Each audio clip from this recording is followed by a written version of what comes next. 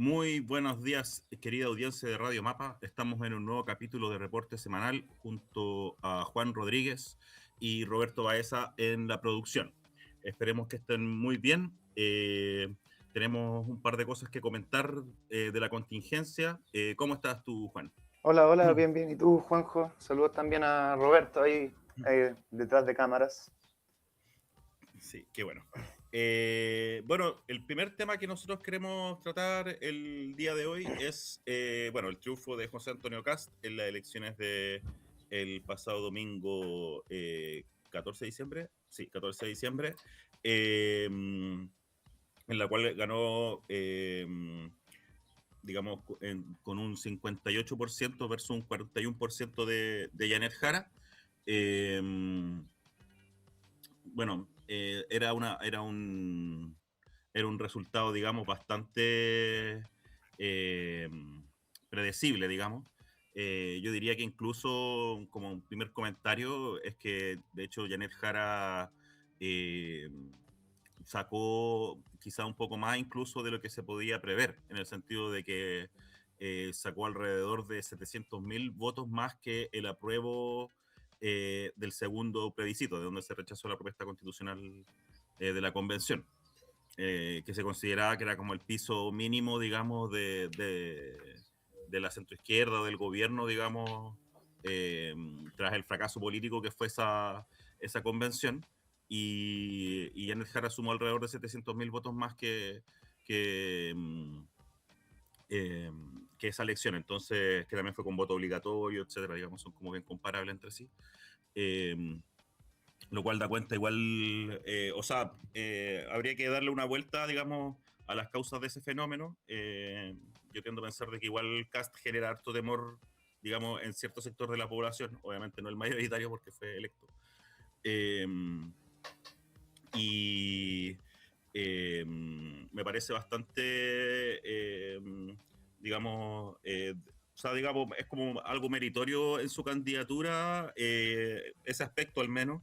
Eh, y ahí va a quedar un poco abierta la pregunta también de quién va a ser su continuidad, o sea, de cómo van a continuar los liderazgos un poco en la izquierda, la centroizquierda, etcétera, especialmente, digamos, también terminando este gobierno y las intenciones que tiene Boric también, según ha trascendido bastante por la prensa, de ser también el líder de la nueva oposición, digamos. Juan, no sé si tú quieres comentar algo antes de profundizar más. Claro, bueno, mencionar que de partida había un tema como matemático que ya todo el mundo sabía y que era muy difícil soslayar, que obviamente por temas de ánimo de campaña, desde el mismo comando de Janet Jara siempre se estuvo planteando la posibilidad de que ella derrotara a Kast en segunda vuelta, pero la verdad es que si con un cálculo tan simple como sumar las votaciones de Kaiser y de Kast, ya tenía casi 40% y sumándole las votaciones de Evelyn Matei se da sí o sí el 51%. Entonces, Mm, si uno se ponía, digamos, a imaginar, bueno, pero es que si Jara le quitara votos a Matei y si Jara mm, rescatara votos de París, y ahí tal vez podría superar el mm, 30% sectorial, digamos, que está con mm, el que salió la primera vuelta, en la cual mm, ella, si no me equivoco, sacó entre 26 y 27, se sumaba un 1% de París y un 1% de, o sea, perdón, un 1% de Meo, un 1% de Harold Mayne Nichols y un 1% o menos del 1% de Artés y te daba alrededor del 30%. Entonces, la situación era, en el fondo, punto uno, apuntar a que quizás el votante de Kaiser no era de derecha, y segundo, que el votante de Matei prefería a un comunista que a un ultraderechista. Y ambas hipótesis eran solo eso y no tenían mucho asidero ni en las encuestas ni en el sentido común, digamos. Lo más lógico era pensar que todos esos apoyos de candidatos de derecha iban a ir directo a la bolsa de Kast, cosa que sucedió, mm, y un porcentaje de votación de París iba a ir también hacia acá, cosa que también sucedió. Lo que termina siendo esta abrumadora sumatoria de 58%. mm, Entonces, por ejemplo, incluso haciendo la crítica al Partido Comunista, que se estuvo planteando de que se había logrado la mayor votación de una militante comunista en la historia, que nunca hubiéramos pensado que una mujer chilena nacida en el Cortijo iba a tener tanta votación, etcétera, etcétera, es decir, como sacando viendo el vaso medio lleno, la verdad es que los hechos son hechos. O sea, Ujú, obviamente cada organización y cada persona también tiene derecho como a resguardar un poquito la moral ujú, y el ánimo después de una derrota como esta, pero en lo práctico no hay mucha más vuelta que darle que entender que o sea, la mayoría de los chilenos no le tienen tanto miedo al pensamiento fascista como sí lo tiene la izquierda y este 40% de personas que sí entienden, digamos, la gravedad. Y eso, más allá del tema o sea, matemático, digamos, que es simplemente sumar y restar, también tenemos el tema de que gran parte del discurso en contra de la ultraderecha es que la ultraderecha llegaría a Chile a reprimir de forma similar a lo que reprimió la dictadura de Pinochet. Y ahí hay un tema de, digamos, de falta de identidad en la izquierda en el sentido de diferenciarse del otro, porque es difícil decir, mira, no votes por él porque va a ser una persona que va a violar los derechos humanos. Y mientras tanto estaban en la misma campaña y veíamos videos de, no sé si soldados o carabineros así en vestimenta militar, digamos, apuntando con escopeta a menores de edad que se dirigían al colegio en Gualmapu. Entonces, o no sé, la criminalización del movimiento mapuche en general, digamos, o el movimiento, digamos, de sublevación mapuche, entendiendo que eso también es un derecho humano, el poder rebelarse frente a una situación que parece de opresión. Entonces, y eso, digamos, son como acontecimientos que están relacionados solo con el área particular del mundo indígena, pero las mismas tomas, o sea que, no, pero es que Pinochet, cuando estaba Pinochet, nos pescaban en la toma y llegaban los milicos y hacían con nosotros lo que querían. Bueno, el mismo presidente Boric ha desalojado tomas durante su gobierno y no es algo nuevo, no es algo que solamente Boric lo haya hecho y que Piñera no, o que Bachelet no, o así hasta llegar a Elwin.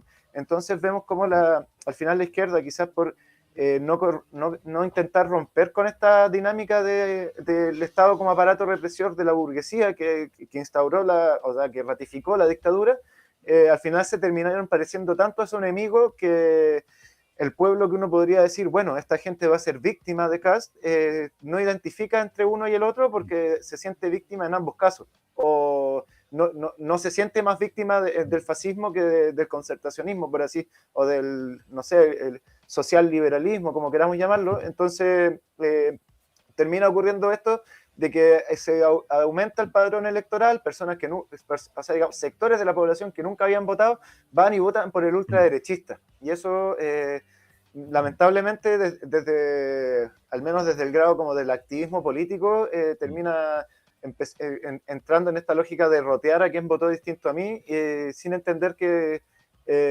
quizás tu pensamiento no era tan verdadero y no era tan sincero con las acciones que estabas tomando. Y yo creo que ese es uno de los, bueno, uno de los diagnósticos quizás más frívolos que podemos hacer de este proceso electoral, Juanjo.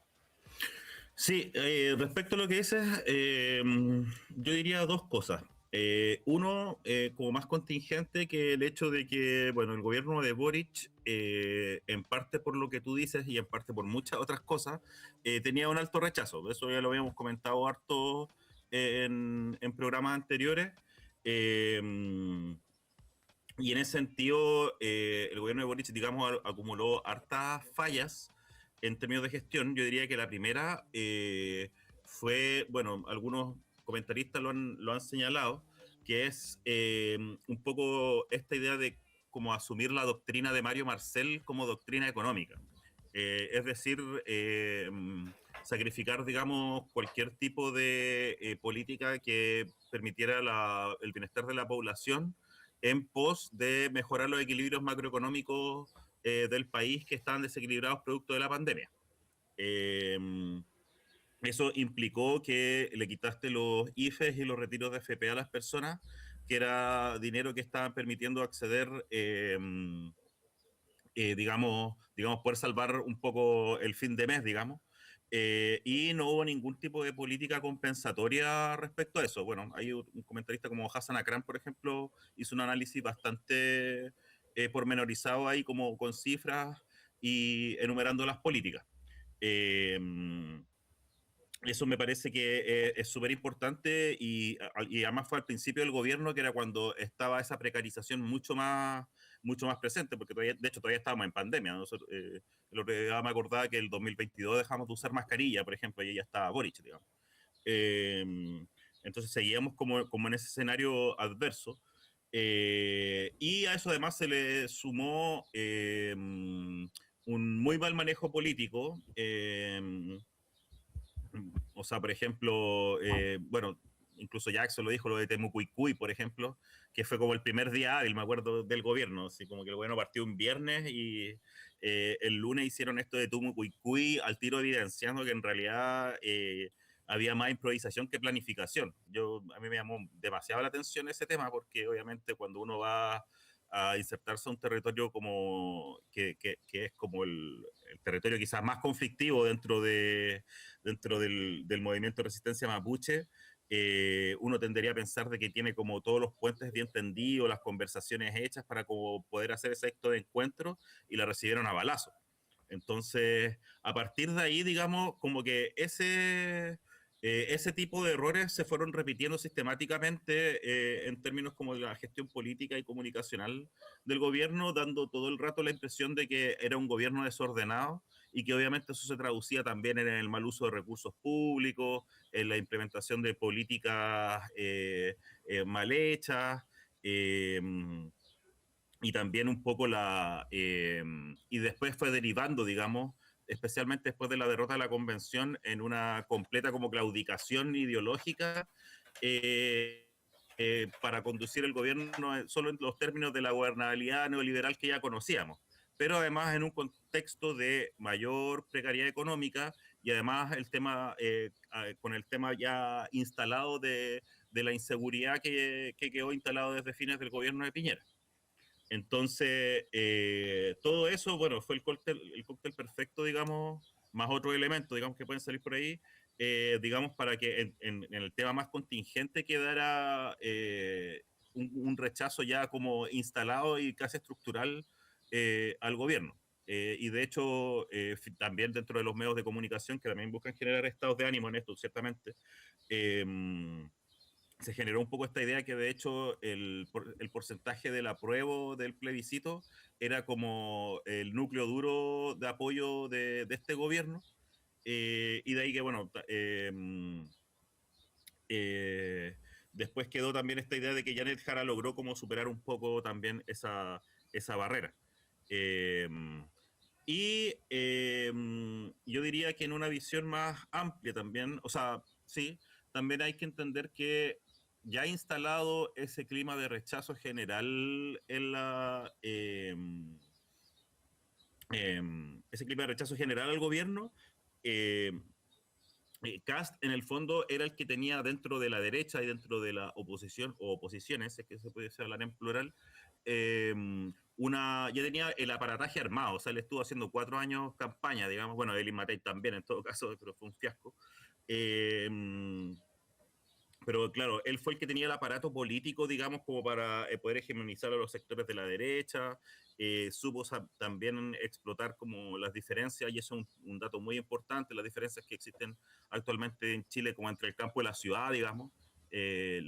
Kast tiene un muy alto porcentaje de votación ya en primera vuelta en todas las como comunas rurales entre la sexta y la décima región, digamos. O sea, ahí acá se le fue muy bien en toda esa zona y, digamos, explotó mucho ese nicho para poder tener una mayoría contundente en esos lados. Y a eso además, bueno, se suma que el hecho de haber tenido 2 candidaturas más, obviamente generaba el tiro como un piso de votación para una segunda vuelta. Eh, Ahora respecto, bueno, y en ese sentido, se puede decir que al final, claro, como el gobierno llegó a ese punto en el cual un monigote le ganaba, digamos, al candidato a continuidad, obviamente Cast fue el que logró mejor hacer la pega de ser él como demostrarse como la mejor alternativa, obviamente en un contexto ¿cómo se llama? Explotando el tema de la inseguridad y explotando el tema de la migración. Y con un favor ahí de la encuestadora además, porque perfectamente Parisi podría haberlo pasado, yo creo, si hubiese mostrado que le estaba yendo mejor a la encuesta. Y también hay complicidad y también de algunos actores relevantes en las cosas en las que se juega una elección. No sé si quieres comentar algo al respecto. Claro, bueno, mencionar que una de las características que ha tenido el gobierno de Gabriel Boric, que también es una de las razones por las cuales se termina, digamos, sufriendo esta derrota desde el mundo progresista, tiene que ver con la poca, digamos, la poca capacidad que han tenido de resolver los problemas reales de las personas. Y en eso también uno podría incluso explicar el tema del apruebo y el rechazo. O sea, estamos frente a una generación, o coexistimos, mejor dicho, con una generación de cuadros políticos, en particular del Frente Amplio, pero que también del resto de los partidos del progresismo, prácticamente sin exclusión, en el cual se ha dado una lógica de poner una agenda valórica que es un tanto tautológica, en el sentido de que es indiscutible. Y eso ha generado repercusiones electorales, porque, por ejemplo, no sé, hay un discurso de Allende que sale diciendo que hay que darle trabajo al obrero, no importa si es cristiano o no es cristiano, no importa si es marxista o no es marxista, es un trabajador que tiene el derecho a trabajar, etcétera, etcétera. En cambio, se ha dado una dinámica, digamos, que es bien soslayada, que obviamente si cualquiera le preguntan va a decir, no, esto no es así, ¿cómo se te ocurre que yo voy a estar pensando que tal o cual idea es mala? Pero en la práctica se termina generando una ruptura con corrientes de pensamiento que son muy populares, como por ejemplo el mundo evangélico. El poner por sobre el tema económico, el tema de muchas demandas del movimiento feminista, como es el tema del aborto, con el cual yo estoy de acuerdo personalmente, pero yo en esto estoy tratando de interpretar a otras personas que están lejos de mí. Entonces, dicen, bueno, vamos a meter el tema del aborto en la nueva constitución, vamos a meter el tema de la libertad de identidad sexual en el tema de la constitución, vamos a meter un montón de pequeños temas, o sea, demandas de largo tiempo, pero que, digamos, en el sinnúmero de problemáticas que tiene la sociedad no afectan a tantas personas como se cree, digamos, que terminan haciendo que los grupos grandes de la población, que obviamente podríamos decir que tienen cierto grado de manejo ideológico desde el punto de vista religioso, el punto de vista mediático y por sobre todo el punto de vista económico, terminan alejándose del proyecto de izquierda, y en este caso se termina se termina definiendo que hay una mayoría derechista en Chile, y derechista en la lógica de que se piensa que el neoliberalismo, los partidos de derecha, el orden, traen mayor progreso económico, y eso es lo más importante. Y a esto se suman aquellos que se alejan del progresismo por estos temas valóricos, sin necesariamente estar distanciados desde el punto de vista, digamos, de lo básico de lo que podría tener una ideología con el movimiento de izquierda, porque no hay una distancia tan grande entre la teología de la liberación y el progresismo latinoamericano. Son cosas que en muchos casos hasta se desarrollan de forma paralela, pero en Chile vemos que esto se ha alejado, y es porque quizás no se le ha dado la prioridad suficiente para resolver esos problemas esenciales que tiene la sociedad, como por ejemplo el desempleo.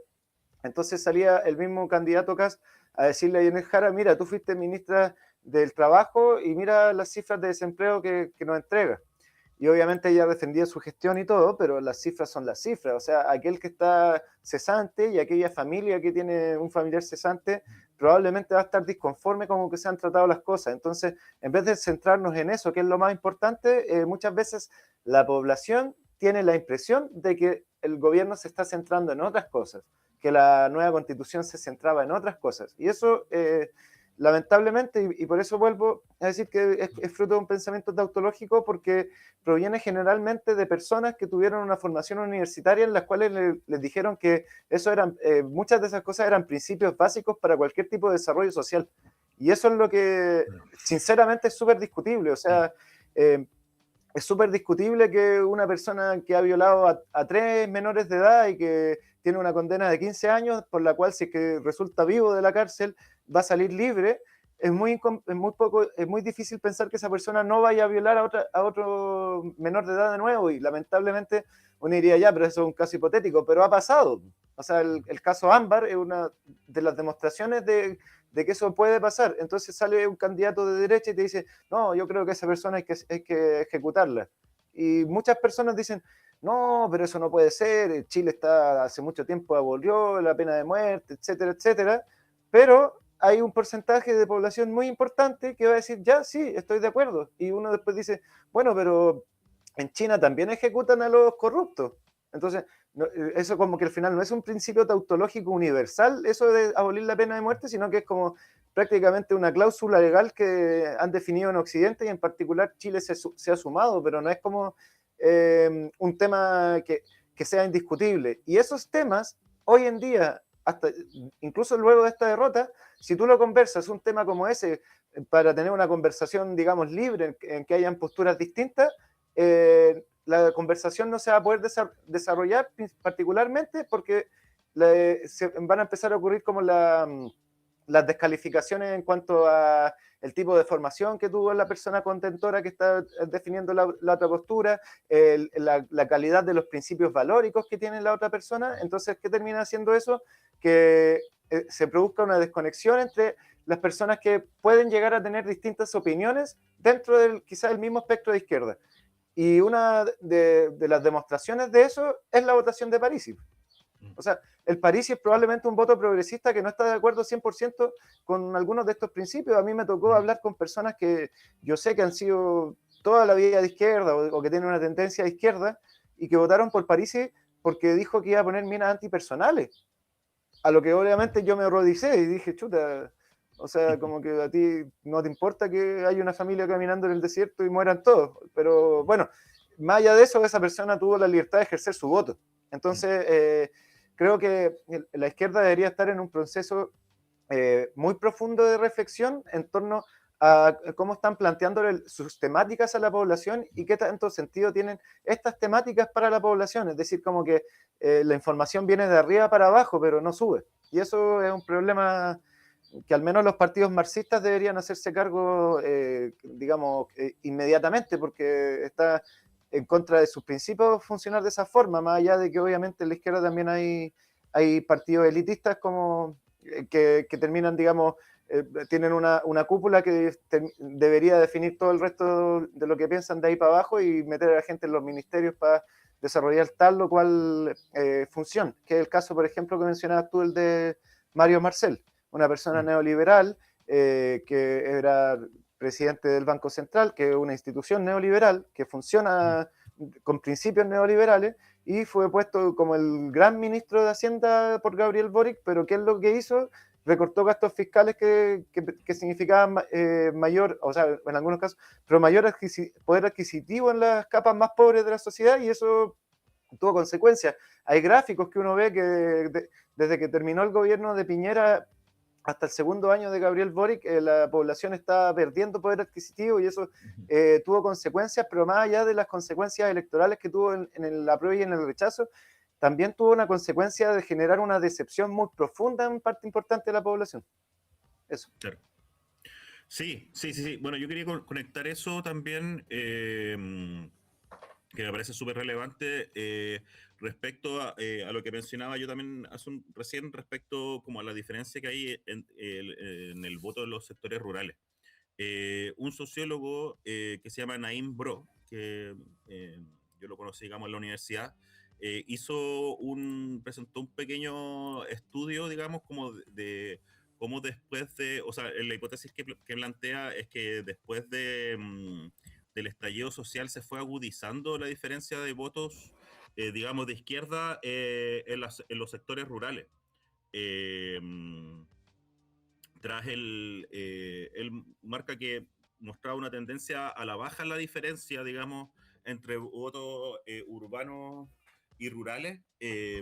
Ahí en lo que sale en pantalla en la línea azul, y el triángulo rojo que se ve al medio es la elección de Bachelet Matei, donde por primera vez, digamos, el campo votó más izquierda que derecha. Y como se ve, después va subiendo progresivamente ahora los puntos más altos que están ahora, que es la parte más a la derecha del gráfico, digamos. Son las últimas elecciones después del estallido social. De hecho, esta es la línea que marca el estallido social. Eh, y lo que planteaba como hipótesis, él también es de Romeral, entonces lo plantea un poco desde su experiencia personal, pero también un poco a partir de los datos que él había recabado, de que en el fondo, cuando por ejemplo se instaló el discurso como contra el rodeo, o el discurso fuertemente identitario, o el discurso pro aborto, etcétera, etcétera, muchas personas en esos sectores empezaron a sentirse como muy confrontadas respecto al discurso que estaba emanando, digamos, desde la ciudad, desde los sectores progresistas, eh, desde lo que estaba sucediendo en el estallido social. Entonces, a la vez que no estaban viendo como soluciones más factibles, o sea, más prácticas a los problemas que estaban teniendo ellos en su vida diaria. Eh, y eso yo creo que ha sido muy potentemente, como dije, explotado por Cast y por la derecha en general, para, digamos, generar esta ya imagen que igual me parece un poco ridiculizada también, de que la izquierda es como puramente woke, puramente identitaria, de que no se preocupa de ninguna cuestión como económica, cuestión de que también es bastante, podría cuestionarse, digamos, en el sentido de que el programa de Janet Jara era súper economicista, en el sentido de que estaba lleno de medidas en términos salariales, en términos laborales, en términos de cuidar a mujeres, como cosas bien prácticas. Pero claro, eso no le alcanzó como para poder derribar esa barrera, porque además eran medidas como eh, muy de gestión pequeña, digamos. O sea, lo que también comentábamos en programas anteriores, como que el gobierno tiene cosas más pequeñas de gestión que mostrar que grandes reformas. Entonces, Janet Jara se veía como heredera, se mostraba como heredera como de ese ecosismo, lo que obviamente no daba para esta como situación de crisis que logró instalar la derecha, que estaba dada por el tema de la inseguridad y la migración. Y también crisis económica, también. Como también yo creo que hay un factor importante de que la gente percibe de que falta mucho empleo y, y el gobierno simplemente no logró dar muestras más fuertes de que eso estaba en mejora. Aunque yo creo que finalmente todo este trabajo de estabilización macroeconómica le va a rendir hartos frutos a Cast, digamos, en su gestión. Digamos, además está el precio del cobre por las nubes, va a entrar en vigencia el acuerdo del litio, va a entrar en vigencia la reforma de pensiones, y todo eso ahora va a producir un círculo más virtuoso. De hecho, también este año, por ejemplo, hubo un récord de inversión después de no sé cuántos años, no me acuerdo bien cuál era el número, pero entonces finalmente, además de que la candidatura no logró mostrar como reformas fuertes todas las como necesidades y el sacrificio, entre comillas, que implicaba este ajuste que hizo Mario Marcel, iba a empezar a ver los frutos ahora. Entonces, entre comillas, digo, hay que ver qué tan ciertos son esos frutos, digamos. Entonces, además le dejó como la bandeja hecha para que el gobierno de derecha sea como exitoso. Ahora bien, yo también quería mencionar también, enganchando todos estos temas, eh, muchos analistas también, incluso por ahí había no sé, creo que de hecho era un artículo de una revista extranjera, digamos, española, argentina, no me acuerdo bien, que se titulaba así: ¿Por qué la clase obrera está votando en contra de sus intereses? Yo al tiro también ahí planteo que estos sectores ilustrados que arbolan este tipo de tesis, entre las que se puede encontrar el mismo Giorgio Jackson, Gonzalo Winter también hizo circular un documento de autocrítica, que de hecho era mejor que el de Jackson, a mi parecer.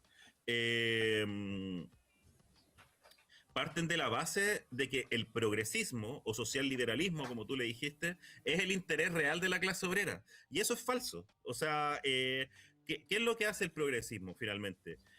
es tomar esta noción básica del liberalismo, como que todos los seres humanos somos iguales ante la ley, y ellos dicen, bueno, el desarrollo de la economía, el dinero, el poder, hace que en realidad esa igualdad ante la ley no exista, no es que no exista, se distorsione, y lo que nosotros proponemos es regular el capitalismo y la democracia para ajustar un poco esa desigualdad ante la ley que no se logra dar en el liberalismo puro, entre comillas. Y eso no es el interés real de la clase trabajadora. Claro. El interés de la clase trabajadora es que toda la producción económica sirva para la producción de bienestar social. Eso es el verdadero interés de la clase trabajadora, digamos, por lo menos como está escrito en Marx y otros pensadores, digamos, que han desarrollado este tema. Entonces, y eso también se plasma, digamos, en todas las políticas que hemos visto en los gobiernos progresistas, digamos, o sea, ajustes al modelo para que el modelo funcione finalmente. Claro, y de Eh, hecho por eso, digamos, uno lo podría definir como social liberal, porque aquí hay una transgresión del concepto socialdemócrata, porque se entiende que socialdemócrata es como un izquierdismo, pero buena onda con la institucionalidad, pero el movimiento socialdemócrata claro. en su principio era un movimiento marxista, que englobaba tanto a los socialdemócratas revolucionarios que querían hacer la vida vía armada, al socialismo, y los socialdemócratas reformistas que lo que querían era hacer reformas hacia el socialismo, pero con un horizonte Claro. que tenía que ver con el empoderamiento de la clase obrera por sobre los medios de producción. Cosa que este socialliberalismo no intenta. Este socialliberalismo no Claro. intenta arrebatarle el poder a la burguesía y, no sé, hasta lo podemos evidenciar en cosas muy básicas, como por ejemplo, sabemos que la burguesía tiene un poder excesivo en los medios de comunicación en Chile. Bueno, ¿cuáles han sido las fiscalizaciones reales que han emanado desde el Estado para los recursos de los medios de comunicación y también para las mismas leyes en torno a los medios de comunicación? O sea, el Anatel, los CNTV cambiaron el rumbo una vez que llegó Gabriel Boric al poder, para nada. De hecho, no han habido, digamos, ningún tipo de presión en torno a esa área, y eso es porque ni siquiera en un área que es, digamos, secundaria del poder de la burguesía son capaces de hacer algo. Van a estar haciendo algo en contra de la explotación megaminera que destruye el medio ambiente y además paga malos salarios porque terceriza todo. Entonces, hay como un tema, yo creo, o sea, insisto, hay una transgresión en el término socialdemócrata, y como que todo el mundo quiere quedar bien porque dice social y demócrata en la misma palabra, pero Sí. no es lo que, Sí. no es la historia, eso no es la realidad del concepto socialdemócrata. Sí, exactamente. Sí, sí. Bueno, yo también quería sumar a todo esto, o sea, o digamos, siguiendo con lo mismo, también un poco, digamos, el Frente Amplio como partido en sí mismo, además ha sido como una versión bastante frívola del mismo social liberalismo, si se quiere.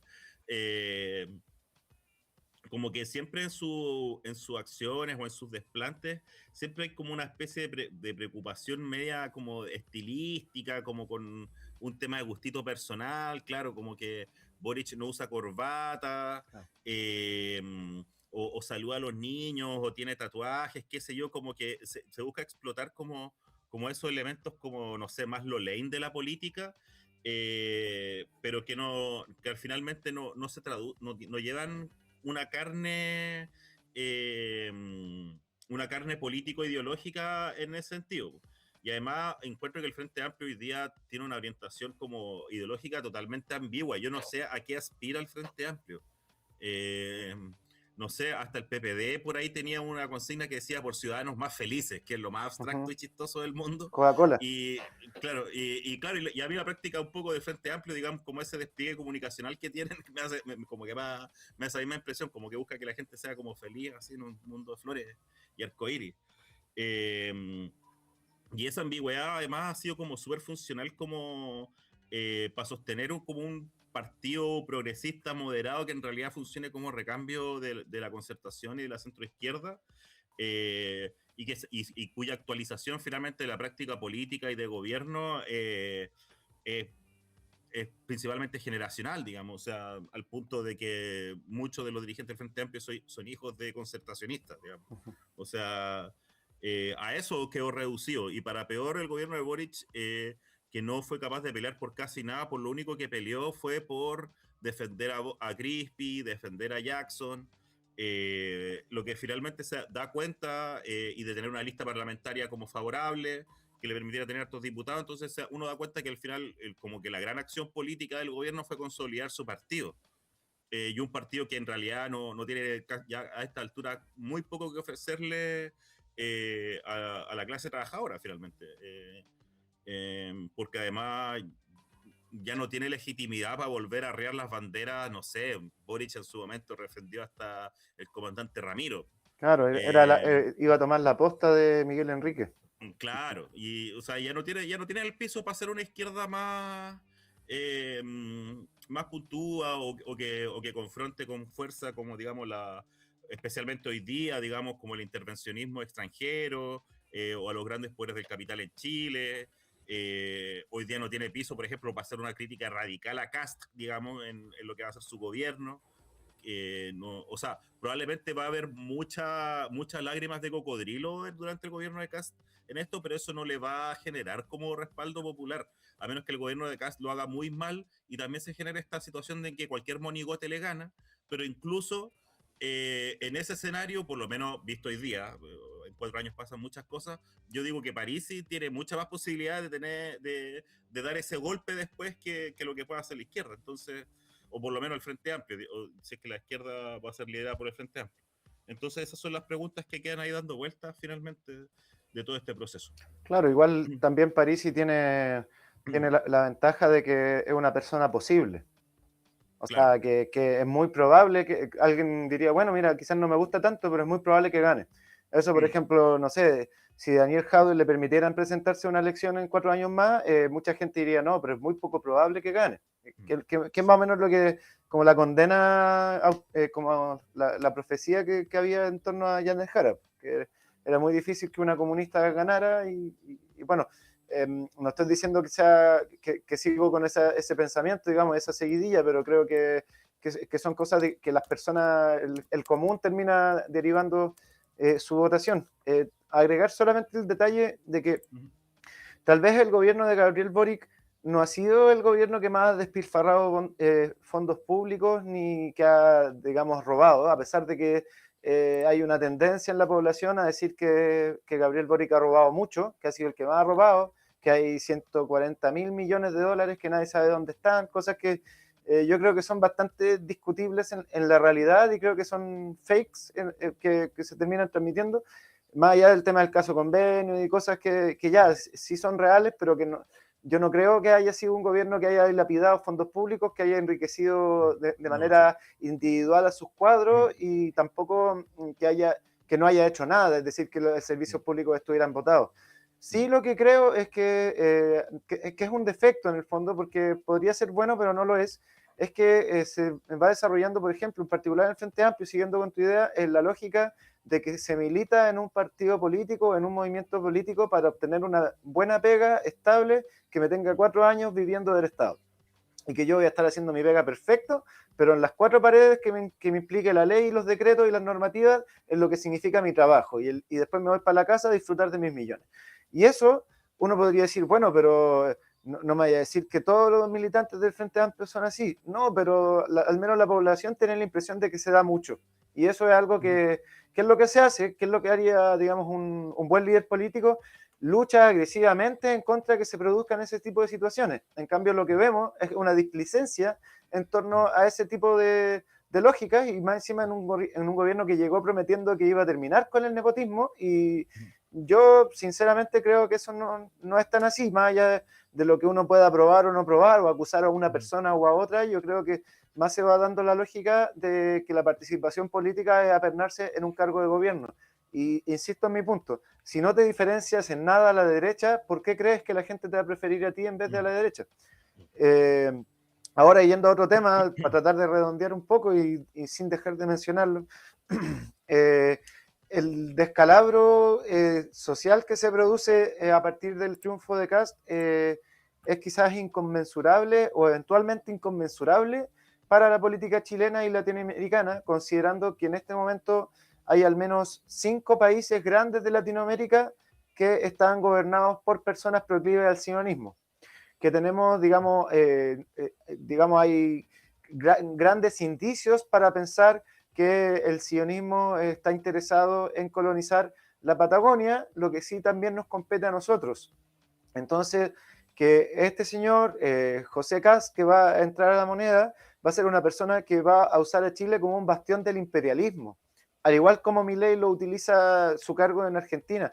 Entonces, la situación que se viene, si es que no es, digamos, no se produce un movimiento que resista a esto, la situación que tenemos es que lamentablemente, probablemente nuestro país y varios países más en Latinoamérica pierdan todo tipo de soberanía en contra de Estados Unidos, lo que nos deja la importante reflexión de hasta qué punto esta buena onda, esta simpleza e ingenuidad con la que trató todos estos temas Gabriel Boric durante 4 años termina finalmente abriéndole la puerta a la quimera.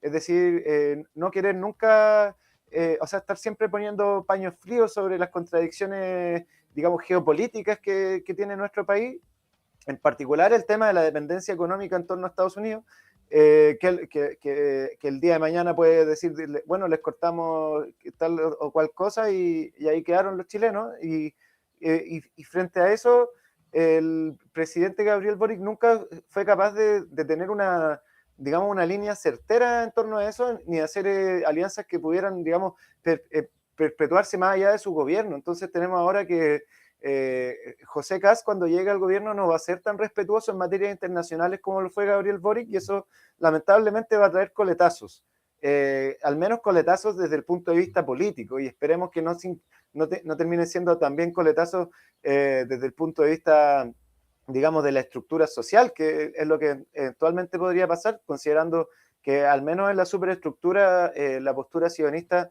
está lamentablemente muy posicionada en Chile, y es cosa de que cualquiera prenda cualquier noticiario y estamos más preocupados de un tiroteo que se produjo por un terrorismo individual en Australia que por los bombardeos que produce el Estado sionista en Palestina. Entonces, esto, digamos, se abre la puerta a la caja de Pandora, yo lo veo, y en eso hay que ser responsable y saber hacerse la autocrítica. Esas supuestas alianzas, digamos, la gran alianza en contra del fascismo no es algo que sea una propuesta real y que convenza a alguien, y mientras más tiempo se demore la izquierda en entenderlo, más tiempo va a existir esta hegemonía de la burguesía, y en este caso de una burguesía abiertamente fascista como lo que representa José Castro. Sí, sí, dentro de también viendo algunos analistas internacionales, bueno, Pablo Iglesias, que bueno, conducía, digamos, al equivalente al Frente Amplio en España, eh, hoy día, digamos, ya fuera como de los círculos del poder, se ha posicionado como alguien un poco más de izquierda.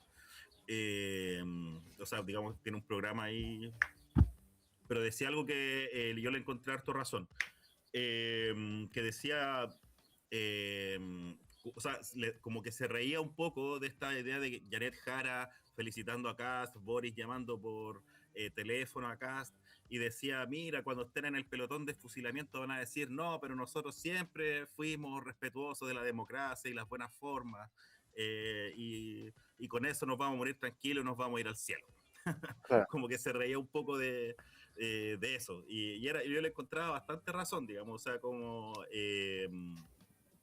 o sea, más allá del tema de las formalidades de llamar por teléfono, ¿no?, al candidato ganador, eh, hay una cuestión que es como, o sea, hay una ingenuidad en esta idea de creer que si uno se porta bien en política después lo van a perdonar, cuando en realidad la política, ya desde Maquiavelo en adelante, es como la destrucción del enemigo, Y digamos. O lo sea, vemos en Bolivia con Luis Arce. claro, y lo vemos en Bolivia con Luis Arce, que se le llevaron preso. Y bueno, y lo vemos también con toda esta amenaza que está haciendo ahora Donald Trump, También está pasando en Honduras, que lo comentaba en algún programa anterior, que aún no son capaces de nombrar un presidente. Trump está presionando para que se reconozca un presidente electo. Por otro lado, la izquierda está rebelándose y dando por fraudulenta la elección. Entonces, en ese escenario en el que asume Kast, y es súper delicado porque este gobierno, el de Boric, fue le dio muy poca importancia a la geopolítica, o optó mucho por esta idea de portarse bien y de respetar ciertas formalidades, al punto de apoyar a Ucrania en el conflicto con Rusia, careciendo de toda, o sea, haciendo una lectura a mi parecer muy equivocada, digamos, en esta idea de que eh, existen como principios que no que están como por sobre la política, entre comillas, y además de haciendo una lectura histórica bastante incorrecta de lo que es el conflicto entre Ucrania y Rusia, o no entendiéndolo, o privilegiando esta idea de mantener las formas democráticas por sobre las, digamos, por sobre la geopolítica y finalmente como el bienestar de los pueblos, digamos. Si al final ese es el tema. Pues. Si al final el problema de la guerra en Ucrania es que existía toda la población, eh, existe toda la población rusa en Ucrania, de etnia rusa, digamos, de habla rusa en Ucrania, especialmente que habita el Donbass, que estaba siendo sometida militarmente desde el año 2014, donde quemaron la sede del Partido Comunista. O la Casa de Sindicatos de O sea, Odessa. eso, perdón, la casa del sindicato de esa, perdón. Pero también atacaron la sede del Partido Comunista, de los partidos, o sea, del Partido Comunista, Los o sea, distintas proscribieron. sedes. Los proscribieron además, y finalmente se generó una especie de escenario de guerra civil que fue muy silenciado, digamos, por la prensa occidental, pero que en el fondo se está dando en la frontera con Rusia, que es en la zona del Donbass. Entonces, hay toda una mala lectura ahí de quedar bien con las formalidades de Occidente, eh, y que se replica en la posición geopolítica del gobierno, que ha sido bastante más tibia que la de los otros gobernantes de izquierda en América Latina, y eso solo también como cuidando un mal equilibrio político interno. O sea, la derecha hizo pebre a Boric en todo momento. eh, Nunca le perdonó nada, digamos, salvo poder negociar la reforma pro AFP de pensiones. Eh, y en ese sentido, ellos quedaron. O sea, no es, insisto, es algo que no pelear a Boric no le sirvió de nada más allá que poder sostener su gobierno y poder instalar su partido como un partido de la institucionalidad. Entonces, claramente eso le iba a generar en un momento, además que eso también es importante, a propósito de lo que tú decías antes también, en general hay un escenario antipolítica hoy día en Chile. O sea, hay un rechazo importante a la política, y ese rechazo también se ve como en esta insistencia burda de las buenas formas democráticas, porque al final quienes son los que están levantando esas buenas formas democráticas son los que están en el poder y los que han hecho lo mismo de siempre, y los que tienen en la situación crítica a las personas ahora, las que la tienen descontenta, los que la tienen tanto en la precariedad económica como de seguridad, principalmente en Santiago, diría. Entonces, ¿de qué te sirve finalmente en un escenario así aferrarte tanto a las buenas formas de la política, digamos? O sea, cuando la gente está antipolítica, tú te muestras lo más parecido a la política tradicional. Claro. Es difícil Y pone a pueda. Pancho Vidal de vocero. Claro, pone a Pancho Vidal de vocero, a Lagos Weber, ¿cachai? Todos los rostros que ya que son el rostro de la deslegitimación de la política. Entonces, eh, en ese sentido, claro, o sea, la candidatura de Janet, hay gente que dice que la candidatura de Janet Jara era buena, otros que dicen que no era tan buena, como sea, eh, ni con el mejor candidato del mundo, o sea, o quizás sí, pero a lo que voy es que la tenía muy difícil. O sea, a lo que voy es que estaba. Es que hay un tema de método. O Sí, sea, la forma en aplicar la política es el problema que al final termina rompiendo el discurso. O sea, en el fondo, Gabriel Boric, o sea, esto lo dije en la pauta, pero Gabriel Boric en el fondo gobernó como para que sus compañeros de colegio le siguieran hablando después de que fuera presidente, o sea, nunca rompió un huevo, nunca, nunca tuvo una transición entre su origen burgués y una idea más como de líder popular, no, él siguió siempre en la lógica de los círculos de los cuales ya viene desde hace mucho tiempo y que fue ejerciendo durante la universidad y posteriormente como parlamentario, y como que no logró salirse, digamos, de lo establecido, y eso es lamentable porque muchas veces da la impresión que es para un resguardo personal, más que del proyecto. Es como, Sí, no, yo no voy a ser capaz de hacer eso porque no está con mis principios. O sea, como, aunque el proyecto le sirviera, él siempre iba a estar como en un marco como de la institucionalidad legal a partir de, como el miedo, por ejemplo, a que le hicieran alguna acusación constitucional o cosas así, y lamentablemente ese tipo de personas no avanzan. Lo decía Fidel Castro, uno cuando sabe que va a ser revolucionario y que va a ser una revolución y que la va a hacer de verdad, hay dos opciones, o ganar o morir. No hay una opción intermedia en la cual me perdonan la vida. Y como que ellos siempre están como en esta opción intermedia. Entonces, claro, sí. son, digamos, como que hay consecuencias históricas y uno puede hacer este tipo de analogías, etcétera, pero que al final uno me podría decir, oye, pero ¿qué me estás diciendo de Fidel Castro de las revoluciones si este es el gobierno de Gabriel Boric? Bueno, el gobierno de Gabriel Boric se acaba el 11 de marzo y ahí empezamos con el gobierno fascista, esa es la realidad. Entonces, dejemos de taparnos los ojos, porque no podemos decir que se está haciendo todo bien cuando el resultado es así. Y tampoco le podemos echar de toda la culpa al TikTok. Sí, pues.